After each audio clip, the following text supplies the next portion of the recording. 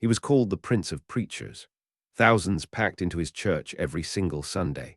His sermons were printed in newspapers across the world. But behind the pulpit, behind the thundering voice and the brilliant mind, Charles Haddon Spurgeon was fighting a battle nobody could see. The greatest preacher of his century was quietly being crushed by depression. And here is what makes this story so important for you today. Because if you have ever felt the weight of darkness pressing down on your soul, if you have ever wondered why God allows his own children to suffer in silence, then Spurgeon's story is not just history. Depression, preacher, secret battle. It is a mirror. And what you are about to discover will change how you understand suffering, faith, and the surprising purpose God hides inside your deepest pain. I am the subject of depressions of spirit, so fearful that I hope none of you ever get to such extremes of wretchedness as I go to. That was his own confession. The man who preached hope to millions could barely find it for himself. Stay with me, because this story will shake everything you thought you knew about faith and mental health. The boy from Essex. Before Charles Spurgeon became the most famous preacher in the English-speaking world, he was a boy growing up in Kelvedon, Essex, haunted by a sense of sin he could not shake. At just 15 years old, he wandered into a small, primitive Methodist chapel during a snowstorm. The preacher that day was so unremarkable that history does not even remember his name. But something happened in that tiny room that changed the course of Christianity forever. The unnamed preacher looked straight at young Charles and said, "Look unto Jesus Christ. Look, look, you have nothing to do but look and live." And in that moment, Spurgeon was converted. The weight lifted. The darkness broke. He described it as chains falling from his soul. By the age of 19, he was pastoring London's largest congregation. A teenage boy became the most powerful voice in Victorian England. By 22, he was preaching to 10,000 people at a time. The world saw a rising star.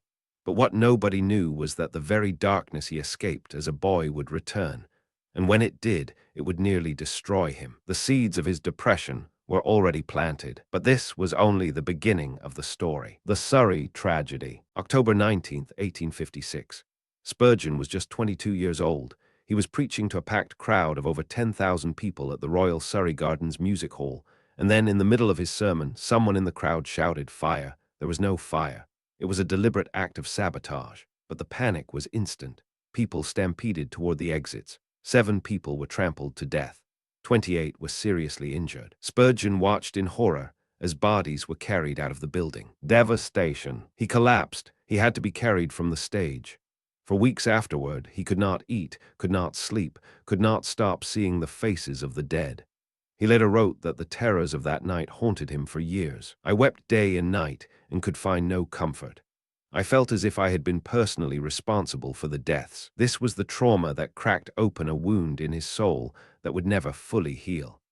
If this story of Spurgeon's hidden battle is speaking to something in your own life, hit like and subscribe for more biblical wisdom that transforms, because what comes next will go even deeper into the darkness he faced. The secret agony. After the Surrey Gardens disaster, Spurgeon returned to the pulpit, and on the outside he was more powerful than ever. His church, the Metropolitan Tabernacle, became the largest in the world. He founded an orphanage, a pastor's college, and published more words than any author in history up to that point. But behind closed doors, the depression was relentless. Hidden pain behind glory. He described episodes where he could not get out of bed, where the darkness was so thick he could barely breathe, where he questioned whether God had abandoned him entirely. His wife Susanna later revealed that there were seasons when Charles would weep for hours without explanation. He carried the weight of 10,000 souls, while his own soul was breaking. And this was not something that happened once. It was a pattern that repeated throughout his entire ministry. Every few months, the black cloud would descend. He called it his dungeon. And what made it worse was that Victorian society had no language for what he was going through. There was no therapy, no medication, no understanding. The crown of ministry came with invisible chains. But what Spurgeon discovered inside that dungeon would become his greatest gift to the world. Gout and grief.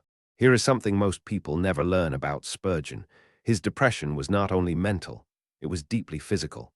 From his 30s onward, Spurgeon suffered from severe gout, a condition so painful that even the weight of a bedsheet on his foot could make him scream. The pain was constant, relentless, and without cure. He also suffered from Bright's disease, which attacked his kidneys. He suffered from rheumatism that locked his joints.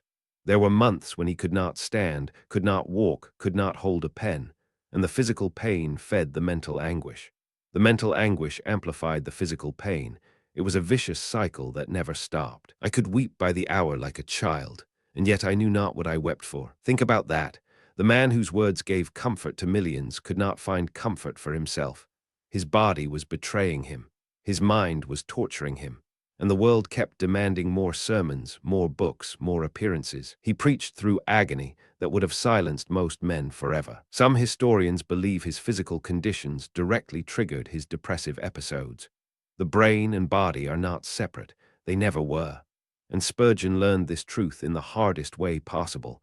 But what he did with that knowledge is what separates him from everyone else. Theology of tears. Here is where Spurgeon's story becomes something extraordinary. Because instead of hiding his depression, instead of pretending he was fine, he did something almost unheard of in Victorian England.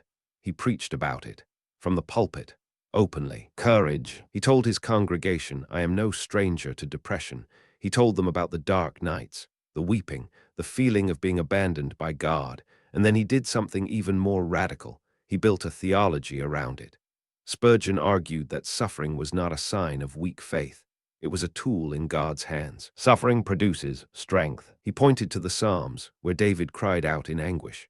He pointed to Elijah, who after calling fire from heaven, ran into the wilderness and begged God to let him die. He pointed to Jesus in Gethsemane, sweating drops of blood, pleading for the cup to pass. The Lord gets his best soldiers out of the highlands of affliction. Do you see what he was doing? He was not just surviving his depression, he was redeeming it. He was turning his deepest pain into a pathway for others who were suffering in silence. He gave permission for an entire generation to be honest about their pain. And that changes everything about how we understand this man's legacy. Susanna's role. Behind every great story of endurance, there is usually someone the world forgets to mention. For Spurgeon, that person was his wife Susanna. And without her, it is very likely the Prince of Preachers would have been silenced forever. Susanna Thompson married Charles in 1856, the same year as the Surrey Gardens tragedy. From the very beginning of their marriage, she saw the darkness up close. She saw her husband weep without reason. She saw him unable to leave his bed for days. She saw the mighty voice of the Metropolitan Tabernacle reduced to whispers, but Susanna never wavered. She became his shield.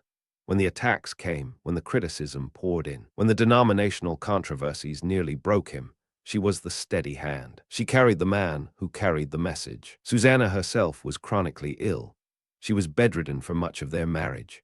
Yet she managed his correspondence, organized a book fund that distributed hundreds of thousands of volumes to poor pastors, and kept his spirit anchored to truth. She was the best wife in the world.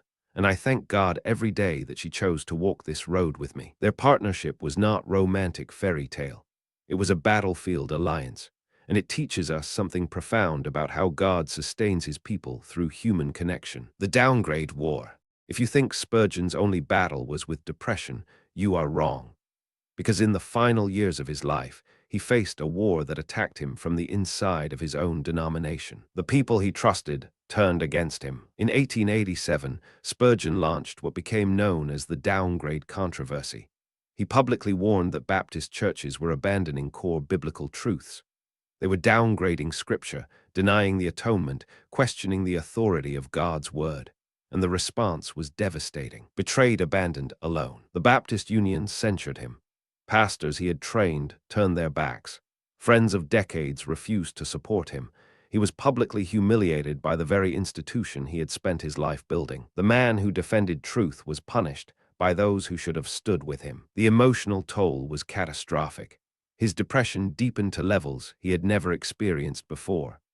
He wrote to a friend that the controversy had cost him more suffering than all his physical illnesses combined. I have felt more like dying than living, and my heart is broken. He was fighting for the Bible while his own body and mind were fighting against him, and yet he refused to back down. Because for Spurgeon, truth was not negotiable, not even when it cost him everything. Mentone exile. By the late 1880s, Spurgeon was broken in almost every way a human being can be broken. His body was ravaged by disease. His mind was consumed by depression. His denomination had rejected him. And so he began making regular retreats to Mentone, a small town on the French Riviera. Sometimes the strongest thing a warrior can do is rest. In Mentone, away from the demands of London, away from the pulpit and the controversy, Spurgeon found something he desperately needed: silence. He would sit by the Mediterranean Sea and simply breathe. He would read the Psalms aloud to himself. He would write letters to his congregation, telling them he loved them, telling them to hold fast to the word. In his weakness, he found a different kind of strength. But these retreats were not vacations. They were survival. Each time he went to Mentone, he was a little weaker, a little more fragile. The gout was worse. The depression was heavier. His friends began to notice that the fire in his eyes was dimming. The roaring flame was becoming a flickering candle. And yet, even from his sick in France, he continued to write, continued to preach through letters, continued to pour out everything he had. Because Charles Spurgeon understood something that most of us forget, that God does not waste a single tear. The final sermon. On June 7, 1891, Charles Spurgeon stood in the Metropolitan Tabernacle for the last time. He did not know it would be his final sermon. Nobody did. But looking back, the words he chose feel almost prophetic. Farewell. He preached on the faithfulness of God, not the prosperity of God, not the comfort of God, the faithfulness. Because after a lifetime of darkness, that was the one thing Spurgeon could testify to with absolute certainty. God had been faithful in every pit, in every sleepless night, in every episode of crushing despair. I bear my willing witness that I owe more to the fire, and the hammer, and the file, than to anything else in my Lord's workshop. Think about what he is saying. He is thanking God for the suffering, not because the suffering was good, but because God used it to shape him into something he could never have become in comfort. Fire, hammer, file shape. 7 months later, on January 31st, 1892, Charles Haddon Spurgeon died in Mentone, France. He was 57 years old. 60,000 people lined the streets of London for his funeral procession. The Prince of Preachers was gone, but what he left behind would echo for centuries. Your dark night. And now I need to speak directly to you, because Spurgeon's story is not just a history lesson. It is a message for anyone who has ever been told that faith should make the darkness go away. Depression is not a failure of faith. It is a reality of being human. If the greatest preacher in modern history could battle depression his entire life and still be used by God in ways that changed the world, then your struggle does not disqualify you. It qualifies you. Spurgeon proved that God does not need perfect vessels. He needs broken ones, because it is through the cracks that his light shines the brightest. Every tear you have cried, God has counted. Every night you have spent in the dungeon, God was there with you. And every battle you think is destroying, you might actually be the very thing preparing you for the purpose he has written in your name. God is too good to be unkind, and he is too wise to be mistaken. And when we cannot trace his hand, we must trust his heart. Trust his heart. That is the legacy of the Prince of Preachers. Not perfection, not invincibility, but faithfulness through the fire. Spurgeon preached over 3,600 sermons. He wrote over 150 books. He built churches, orphanages, and colleges. He changed the landscape of Christianity forever. And he did all of it while battling a darkness that most people could not survive. His life proves one thing above all else. God does not call the equipped, he equips the broken. So if you are in your dark night right now, do not give up. If the weight feels unbearable, know that you are not alone. Spurgeon walked that road before you. David walked it. Elijah walked it.